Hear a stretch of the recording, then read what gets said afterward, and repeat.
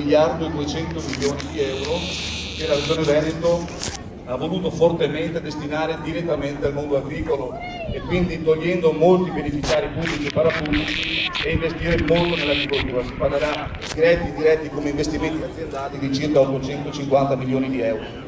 Quindi è una scelta che lega la competitività delle nostre imprese, e le vedete tantissime qui oggi rappresentate in questa fiera, con anche la capacità di mantenere il territorio e l'ambiente sempre in modo salubre e positivo, proprio perché l'agricoltura è molto legata in Veneto anche al turismo. Il turismo in Veneto è potentissimo, fa un volume economico di oltre 12 miliardi di euro, è la prima regione turistica d'Italia con 65 milioni di presenze l'anno, il secondo è Trentino con 40 milioni, tanto per dare i numeri rispetto a cosa significa il turismo in Veneto. E il terzo motivo per cui si sceglie il Veneto è l'enogastronomia, insieme alla storia, insieme al paesaggio, insieme alla nostra grande produzione. Quindi è un elemento importante. Questo è un messaggio che mi chiede di dire di portarvi il governatore Luca Zaia. Oggi non può essere presente, ma è lui che ha voluto essenzialmente questo tipo di strategia all'interno del piano di sviluppo rurale, e ha voluto fortemente anche che la fiera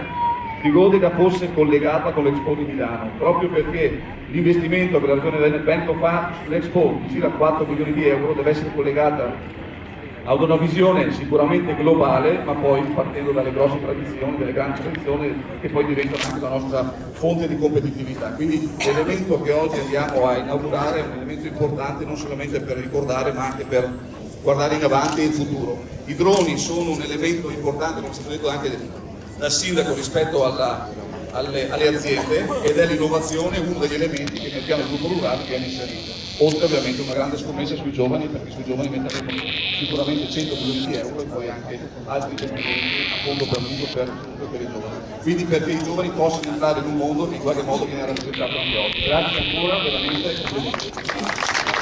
Grazie Assessore.